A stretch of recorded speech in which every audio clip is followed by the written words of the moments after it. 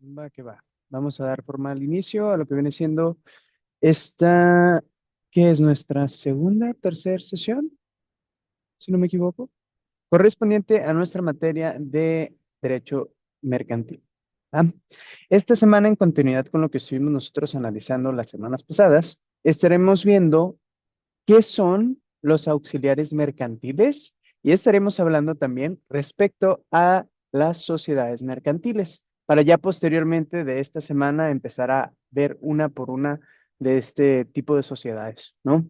Que son bastantes, ya lo veremos ahorita más adelante. ¿Ah? A ver, denme un segundito.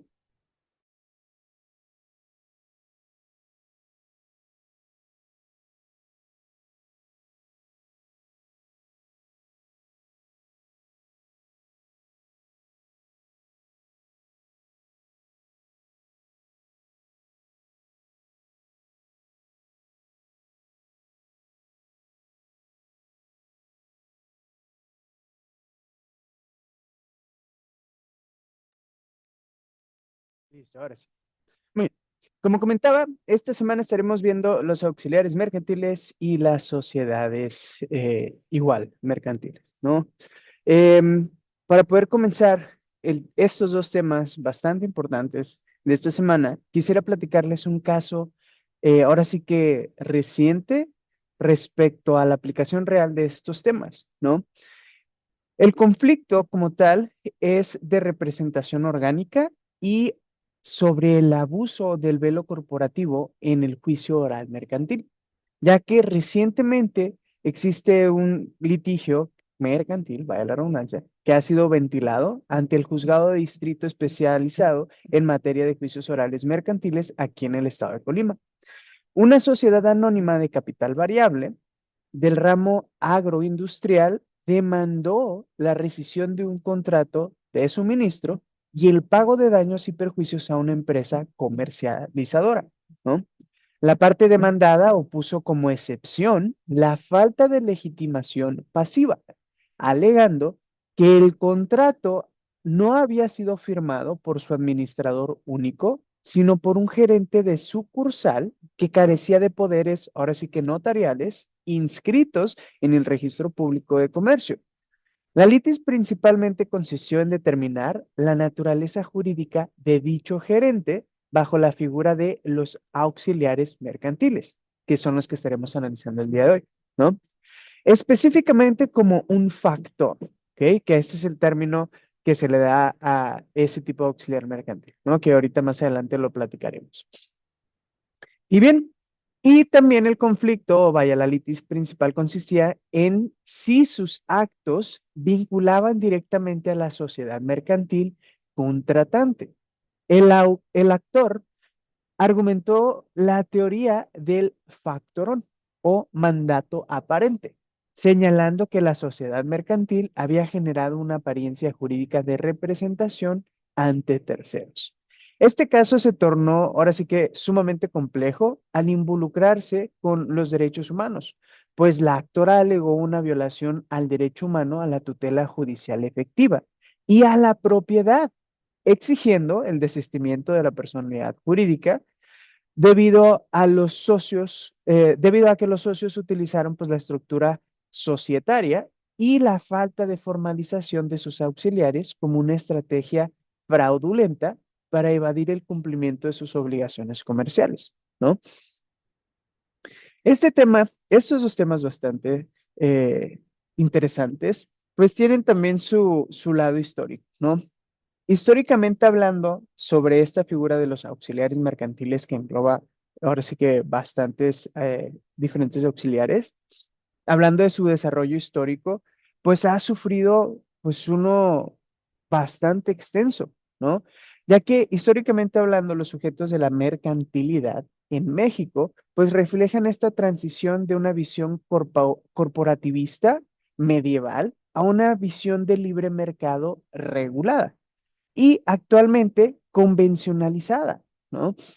Los auxiliares mercantiles encuentran su raíz remota en la institución de los institores y ejercitores del derecho romano, mutado sustancialmente en las repúblicas marineras de la Edad Media, donde los comerciantes requerían de dependientes, obviamente estables, para poder custodiar factorías en plazas distantes. En la legislación histórica mexicana, las ordenanzas de Bilbao regulaban con precisión a los factores y a los mancebos, ¿ok? Estableciendo un régimen de lealtad y responsabilidad patrimonial, pues bastante severa, ¿no? Por otra parte, las sociedades mercantiles, pues también han evolucionado desde la época medieval, ¿no? Desde la famosa comenda medieval y las compañías coloniales holandesas e inglesas de las Indias Orientales, que introdujeron el concepto de responsabilidad limitada y la división de capital en acciones. En el México independiente, tras el efímero Código de Lares de 1854, el Código de Comercio del 89 codificó ambos temas en un solo cuerpo, los auxiliares mercantiles y las sociedades mercantiles. No obstante, la complejidad de las relaciones societarias ha obligado a los legisladores a generar el fenómeno de la descodificación, extrayendo en 1934 la regulación de las personas morales comerciales para dar vida a la Ley General de Sociedades Mercantiles, que hoy en día ambas figuras se analizan a la luz de los juicios orales, donde la celeridad y la seguridad jurídica exigen la representación y la personalidad corporativa se demuestra bajo estrictos estándares procesales de derechos humanos, ¿no? Antes de comenzar a mostrarles las láminas de los auxiliares mercantiles, quisiera platicarles un poquito más al respecto, ¿no? Para este tema tomé de base al autor Felipe de J. Tena, que define a los auxiliares mercantiles como aquellas personas que ejercen una actividad con el propósito de colaborar en la actividad comercial, ¿ok? Obviamente de otros, haciendo así o vaya facilitando la realización de los actos de comercio de manera habitual, ¿no? El autor realiza una separación fundamental entre los auxiliares del comerciante, que son los dependientes y factores, y los auxiliares del comercio, que son los corredores y los comisionistas, ¿ok? Atendiendo a su subordinación o vaya a su autonomía jurídica. En relación con el factor, que es uno de los auxiliares del comerciante, este autor, Tena, postula que es el alter ego del comerciante, que también se encuentra dotado de una representación general para poder dirigir un establecimiento o bien una empresa. Este sostiene que la relación que vincula al factor con el principal es de naturaleza mixta, ¿ok?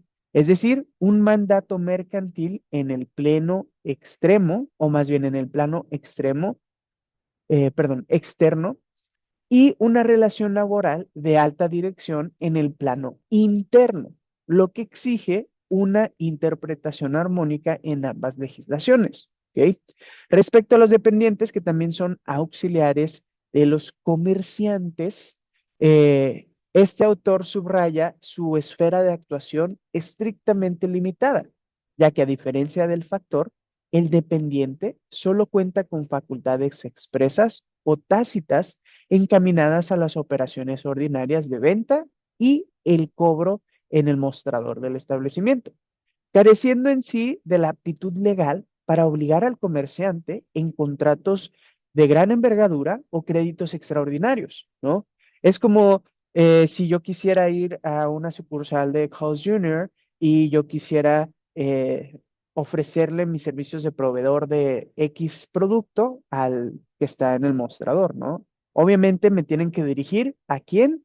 Al factor, que sería en sí el gerente, ¿no? Muy bien. En el análisis de los auxiliares independientes, este mismo autor destaca la figura del comisionista, que ahorita los estaremos viendo en las láminas adelante. Su postura teórica se concibe, ahora sí que a la comisión mercantil, como un mandato ex profeso, aplicado a actos de comercio concretos, donde el comisionista actúa a nombre propio o por cuenta del comitente pero manteniendo una independencia de gestión que lo excluye del régimen de subordinación laboral. Asimismo, este tratadista profundiza en la facción del corredor público, que es como un auxiliar del comercio indispensable. ¿Ok? Tena resalta su triple naturaleza jurídica, ya que los corredores públicos son agentes medidores que facilitan el encuentro de la oferta y la demanda. También fungen como peritos evaluadores con conocimientos técnicos oficiales y son federatarios públicos federales, con una competencia exclusiva en la materia mercantil, confiriéndoles un estatus de alta investidura legal, ¿no? Un aspecto medular en la doctrina de este autor que les estoy recomendando también es la responsabilidad civil y penal derivada de la actuación de los auxiliares, ¿ok? Ya que este autor afirma que los actos del factor obligan directamente al principal cuando se realizan dentro del giro del negocio, ¿no? Principal refiriéndonos a la empresa o ahora sí que al dueño del establecimiento, ¿no? Configurándose una responsabilidad solidaria u objetiva destinada a salvaguardar la confianza recíproca y la buena fe en el tráfico comercial, ¿no? Ya finalmente transportando la visión de de Tena a la litigación oral contemporánea, las actuaciones de los auxiliares mercantiles constituyen un reto probatorio, ya que en las audiencias de juicio, las acreditaciones de las facultades tácitas de un auxiliar comercial no se limitan a la exhibición de un poder notarial, sino a la demostración fáctica de su conducta habitual en la empresa, requiriendo un despliegue ahora sí que argumentativo y testimonial sofisticado para convencer al juzgador. A ver, denme un segundito.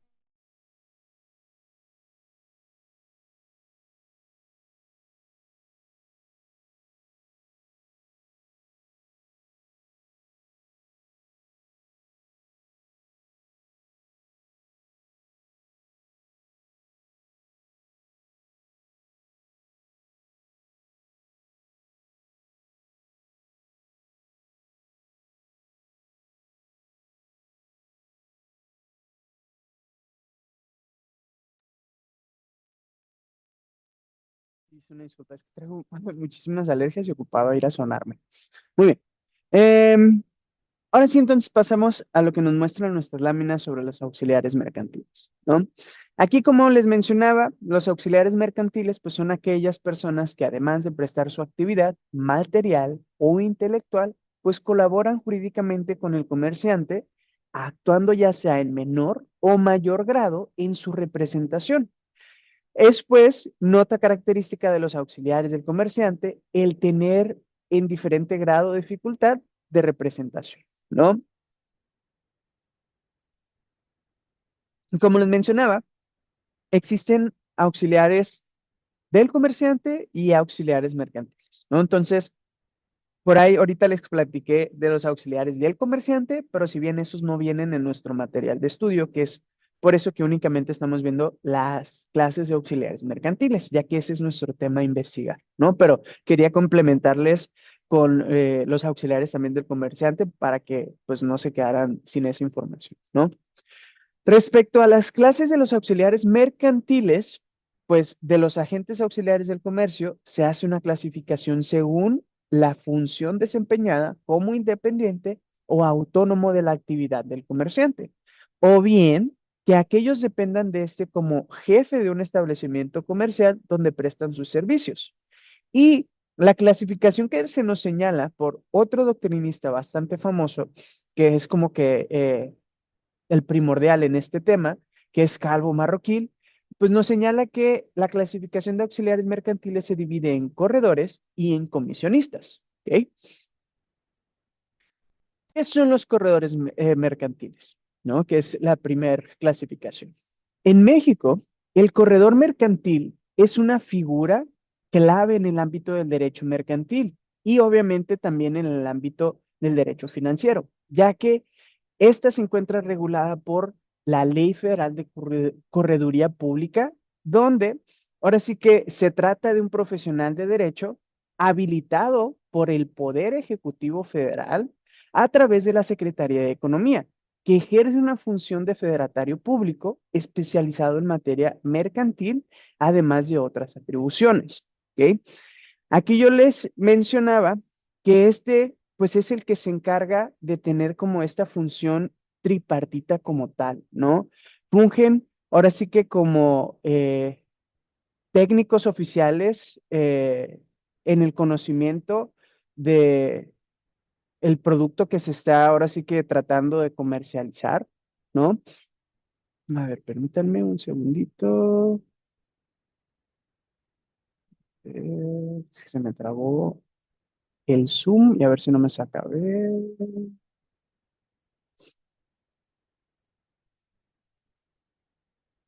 Ok, ya.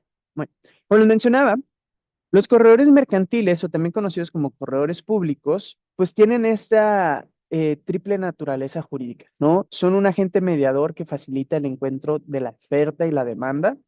Fungen también como peritos valuadores con conocimiento técnico oficial y pues aparte tienen pues fe pública, ¿no? Estos ahora sí que son escogidos por lo que viene siendo pues la presidenta, ¿no? En este caso. Aquí ya les pongo ejemplos de cómo es que intervienen los corredores mercantiles o los corredores públicos, ¿no? Que aquí les señalo que en este caso interviene el corredor mercantil en la constitución de una sociedad mercantil, donde un grupo emprendedor desea constituir una sociedad anónima para iniciar un negocio de tecnología. El corredor interviene en el sentido de que ayuda a formalizar el acta constitutiva de la sociedad, ayuda a dar fe a los estatutos, el capital social, los socios, el nombramiento de administrativos, etcétera, ayudando a que esto le dé validez legal y plena oponibilidad a terceros. El beneficio de acudir a este tipo de auxiliares mercantiles es que nos ayuda a agilizar y a especializar el proceso. ¿Ok? Muy bien. Aquí les pongo otro ejemplo de cómo es que interviene el corredor mercantil. En este caso sería la formalización de un contrato de crédito mercantil donde una empresa manufacturera necesita un crédito de habilitación o avío para adquirir materias primas y se le otorga una institución financiera, ¿no? Aquí el corredor mercantil lo que ayuda a hacer es formalizar y dar fe del contrato de crédito, asegurando que se cumplan todas las disposiciones legales y que las garantías ofrecidas, por ejemplo, sobre la maquinaria o los productos, pues queden debidamente constituidas, ¿no? Aquí el beneficio de acudir a este tipo de auxiliar mercantil ante esta situación es que nos otorga seguridad jurídica a ambas partes, registrando el acto y haciendo constar los términos del acuerdo, ¿ok? Ahora bien, los comisionistas mercantiles son estas personas, ya sean físicas o morales, es decir, puede ser una persona independiente, ¿no? Vendiendo por comisión, o puede ser una empresa que se dedica a la venta de dicho producto o a la colocación del mismo, ¿no? Que estas, ya sea física o moral, se le confiere una comisión mercantil para que desempeñe por cuenta del comitente, que es la persona que le confiere la comisión, uno o varios actos de comercio específicos y concretos. ¿Ok? Y aquí les pongo dos ejemplos de la actuación de los comisionistas, ¿no? Yo les mencionaba ahorita al inicio de la clase que los comisionistas se perciben ahora sí dentro de la postura teórica de este Felipe J. Tena, que era un autor que les estaba recomendando al hablarles de este tema, que los comisionistas en sí se perciben como con un mandato exprofeso aplicado a actos de comercio concretos, donde el comisionista actúa a nombre propio o por cuenta del comitente, pero manteniendo una independencia de gestión que lo excluye del régimen de subordinación laboral, ¿no? En este caso que les planteo aquí en esta situación, pues el comisionista nos está ayudando en la venta de productos, donde una empresa mexicana de textiles, que es el comitente, produce textiles de alta calidad, pero no tiene una red de distribución establecida en el norte del país y desea vender una gran cantidad, una gran partida de su nueva colección a minoristas en Monterrey. Aquí el comisionista a contratar, pues es una distribuidora del norte que es una empresa especializada en la venta de productos textiles al por mayor en esa región. Ellos se encargan ahora sí que de distribuir, eh, eh, sí, la empresa Textiles del Sol le encarga a la distribuidora del norte vender 500,000 pesos en textiles, estableciendo un precio mínimo de venta y acordando una comisión del 10% sobre el valor de las ventas realizadas. La distribuidora del norte contacta a diversas tiendas en Monterrey y negocia los términos y cierra las ventas en su propio nombre, aunque por cuenta de Textiles del Sol. Una vez que los minoristas pagan, pues la distribuidora del norte entrega el dinero a Textiles del Sol, deduciendo su comisión, ¿no? Tenemos aquí otro ejemplo que les pongo de comisionistas actuando ahora en la compra de materia prima, donde ahora, a diferencia de la situación anterior, una empresa de calzado, que es el comitente, necesita adquirir un tipo específico de piel exótica que solo se consigue en ciertos mercados especializados en Guadalajara. Pero esta empresa pues no tiene ni el tiempo ni los contactos para ir personalmente. Entonces contratan a un comisionista en forma individual. Aquí sería en forma social porque es una empresa distribuidora.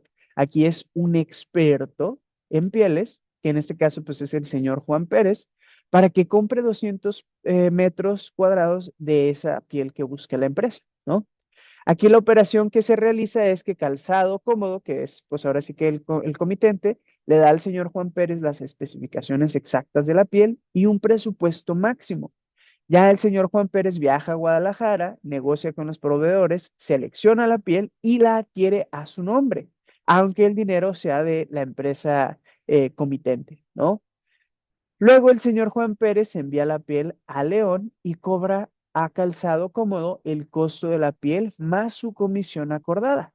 ¿Ok? Y aquí claramente podemos ver en estos cuatro ejemplos que les muestro cómo es que fungen entonces estos auxiliares mercantiles. ¿Ok? ¿Alguna duda hasta el momento? ¿Todo bien, todo claro? Todo bien, profe. Excelente. Va que va. Entonces avanzamos a nuestro segundo y último tema del día de hoy, que son las sociedades mercantiles. Este tema pues va a ser ahora sí que de forma introductoria, ya que la siguiente semana estaremos entrando de lleno a analizar todas las sociedades mercantiles que ahorita estaremos pues viendo que existen, ¿no? Muy bien.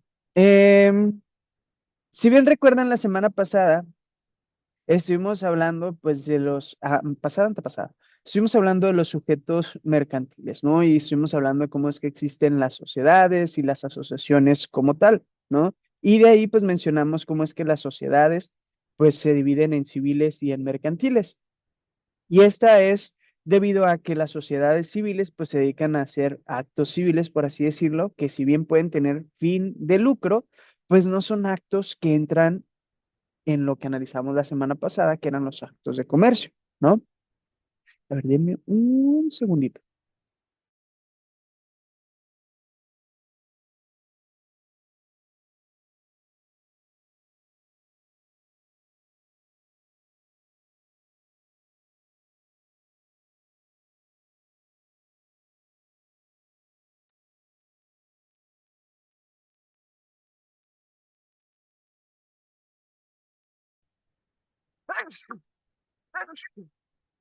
Hay una disculpa.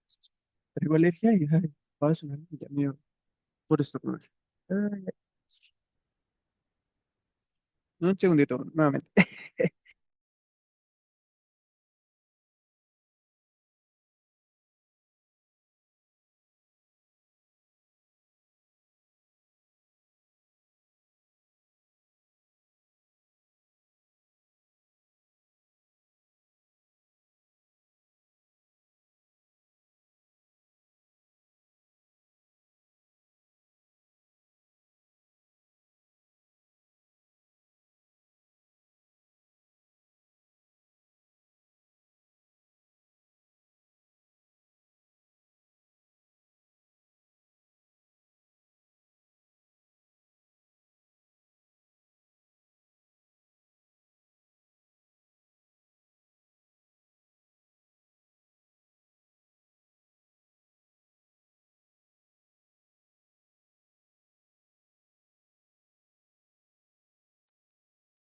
Muy bien, listo, ya pude recobrar un poquito la compostura. Que me dan unos ataques y es horrible.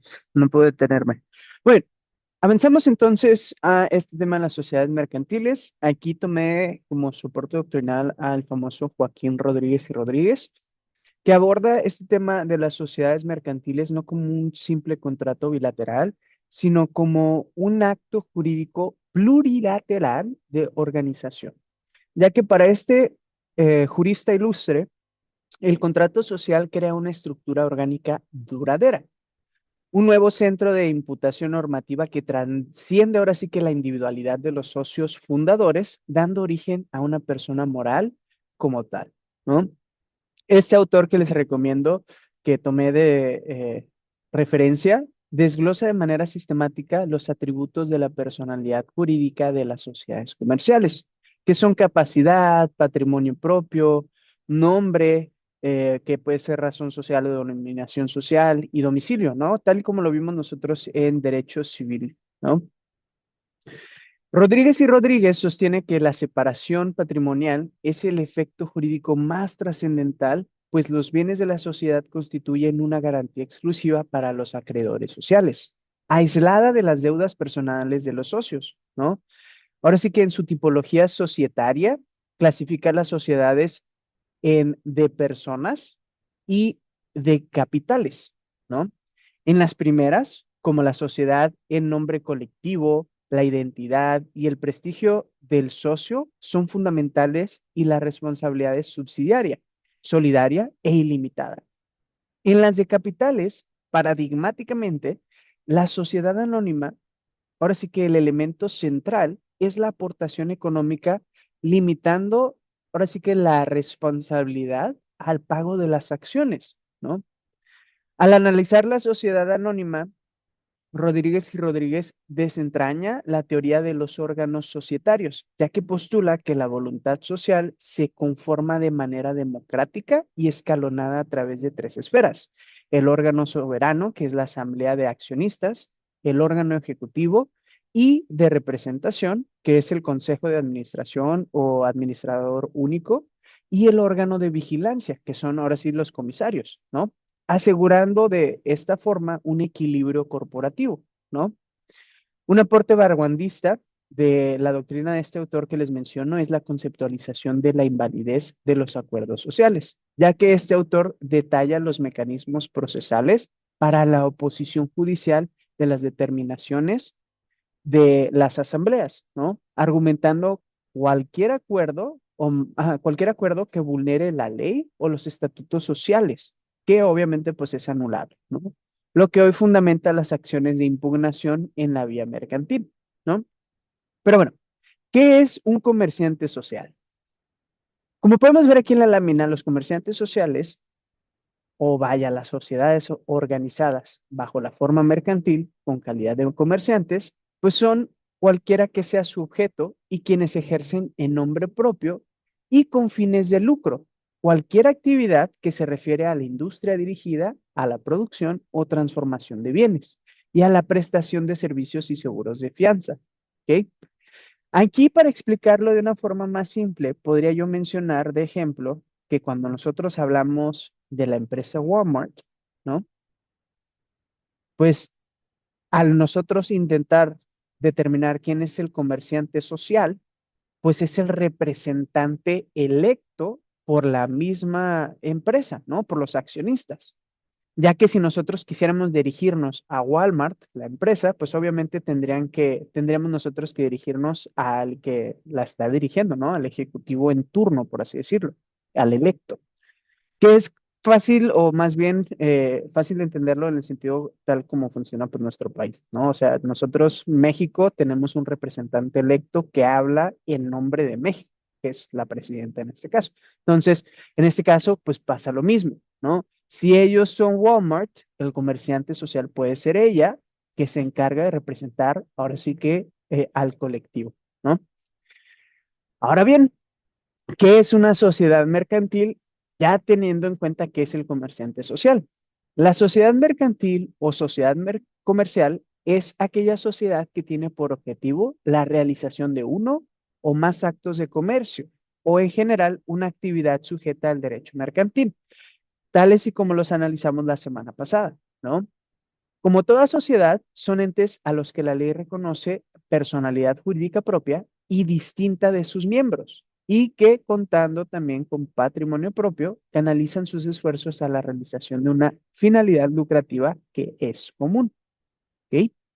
Ahora bien, las sociedades mercantiles se clasifican de la siguiente forma, y estas son las que la misma ley reconoce. ¿Ok? La ley de sociedades mercantiles reconoce como sociedades mercantiles a las sociedades en nombre colectivo, a las sociedades en comandita simple, a las sociedades de responsabilidad limitada, a las sociedades anónimas, a las sociedades en comandita por acciones, a las sociedades cooperativas y a las sociedades por acciones simplificadas. ¿Ok? Que como les mencionaba yo, nosotros en esta sesión pues estamos nomás conociéndolas como tal, estamos introduciéndonos a qué son las sociedades mercantiles para ya a partir de la siguiente semana en adelante empezar a ver cada una de ellas y ejemplificarlas, ¿va? Que por ahí de tareas se estarán llevando hoy el analizar eh, o buscar, vaya, la definición o en qué sentido funge la sociedad en nombre colectivo, que es la primera que estaremos analizando la siguiente semana, ¿va? Un segundito. Muy bien. Y todo esto lo podemos nosotros encontrar en el artículo primero de la Ley Generales de Sociedades Mercantiles, que para que vayan aprendiendo y trabajando con su abreviación es la LGSM. ¿Ah? Muy bien. Hasta este punto, ¿alguna duda, Diana? ¿Todo bien, todo claro?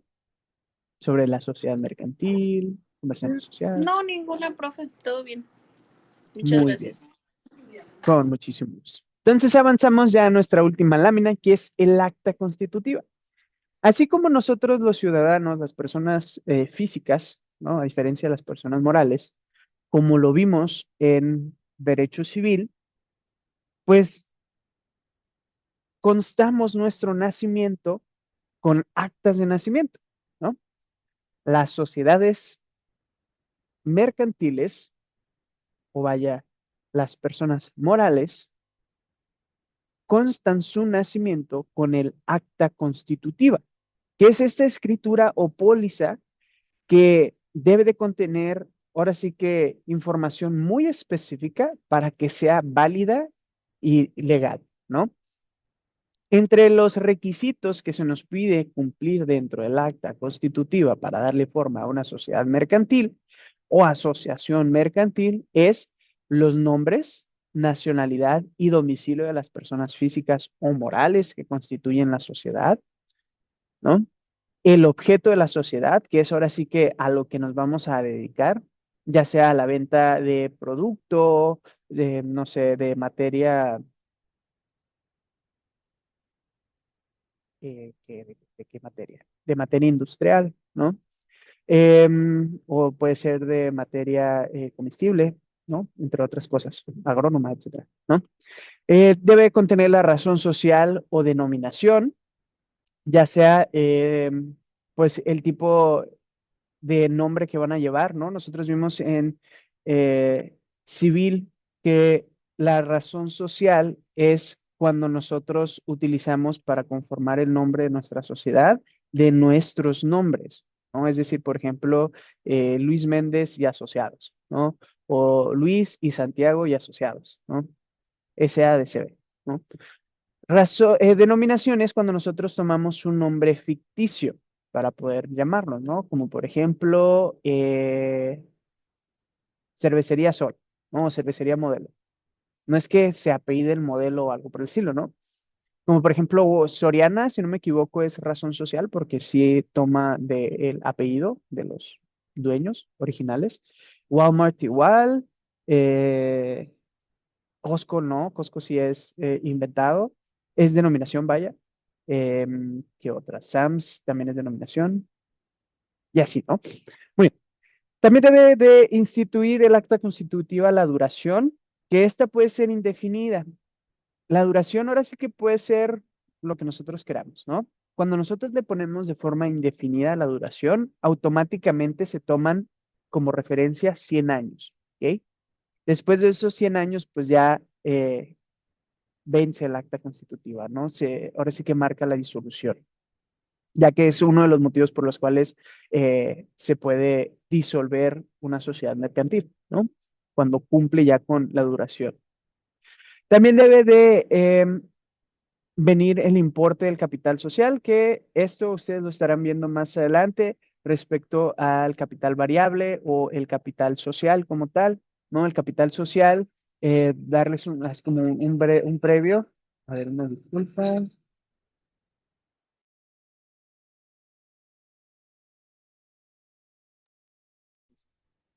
Bueno, el capital social es un capital fijo. Por ejemplo, nuestra sociedad mercantil establece como capital social 50,000. Entonces, todo lo que se haga aparte de esos 50,000, pues ahora sí que se reparte, ¿no? Es ganancia para los socios. Si ese capital social baja de 50,000, nosotros tenemos como socios que aportar de nuestra bolsa para que llegue a 50,000 nuevamente, ¿no? Cuando es de capital variable, pues ahora sí que lo que está dentro puede ser poquito, puede ser mucho, se queda tal cual, ¿no? Ahora sí que no se busca que los accionistas aporten de su bolsa, ¿no? Y ahora sí que todo lo que se pueda ganar, pues sí se reparte entre los accionistas, ¿ah? Que es lo más común es ese tipo de capital, ¿no? Que es el capital variable, el que se ve en las empresas o en las sociedades mercantiles aquí en México. Muy bien.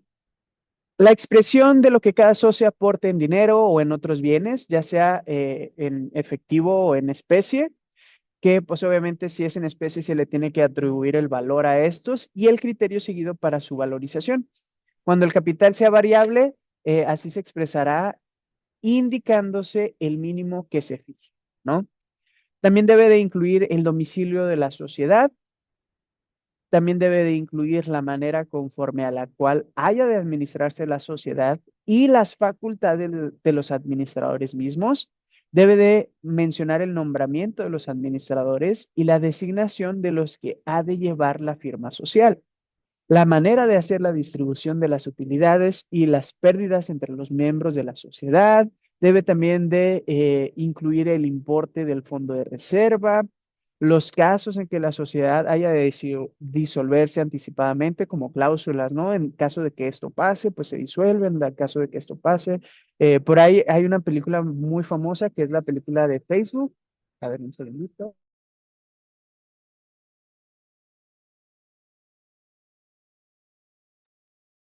Disculpa, es que tengo un vecino que está poniendo puertas en su casa aquí al ladito y está cortando la madera aquí afuera, tal cual. Bueno, em, por ahí que les mencionaba que está esta película de Facebook, que es bastante interesante porque pues, uno ve cómo es que se originó Facebook, pero pues es un drama en sí porque muestra cómo es que el famoso Mark Zuckerberg pues sacó de la empresa a uno de sus accionistas que fue uno de sus, ahora sí que primeros amigos y fundadores de Facebook como tal, ¿no? Si no lo han visto, se las recomiendo. Y sale pues ese tema de los casos en los que pues, la sociedad ha de disolverse anticipadamente, ¿no? Que en ese caso, en la película, pequeño spoiler, es porque llegan a una cantidad de dinero exagerada, ¿no? Y por último, las bases para practicar la liquidación de la sociedad y el modo de proceder a la elección de los liquidadores cuando no hayan sido designados anticipadamente. Y con eso nosotros concluimos con los requisitos que deben de mínimo venir en la acta constitutiva, ¿va? Que también funge como una póliza como tal, ¿va? ¿Alguna duda respecto al acta constitutiva?